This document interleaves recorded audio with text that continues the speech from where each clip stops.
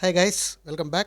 Now we are going to see exercise 5.3, 14th question. Find the sum of the odd numbers between 0 and 50, right? So between 0 and 50, what are the odd numbers that is present, right? Odd numbers.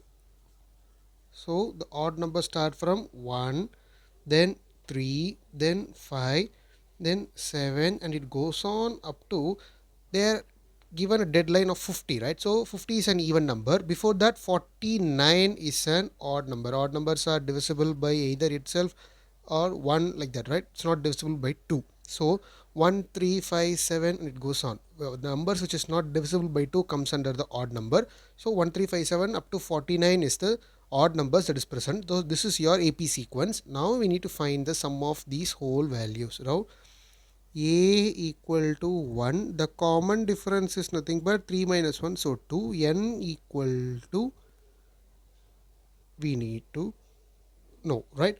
So the an value or the last value is nothing but 49, so that is equal to an equal to a plus n minus 1 into d, right? So 49 minus 1 is 48 equal to 2n minus 2, 50 equal to 2n, therefore the value of n is 25.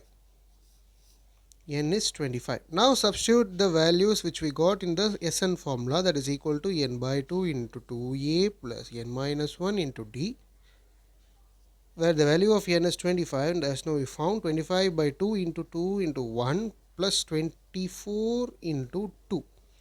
This is equal to 25 by 2 into 24 into 2 is 48 plus 2, that is equal to 50, right? So 50, when you cancel 25 into 25, that is equal to 625. So the sum of the odd numbers between 0 and 50 or 0 to 50, both are same, right, is 625. So that will be your conclusion part and the final sketch, right? So this is your 14th question. The next video will see the 15th one. Thank you.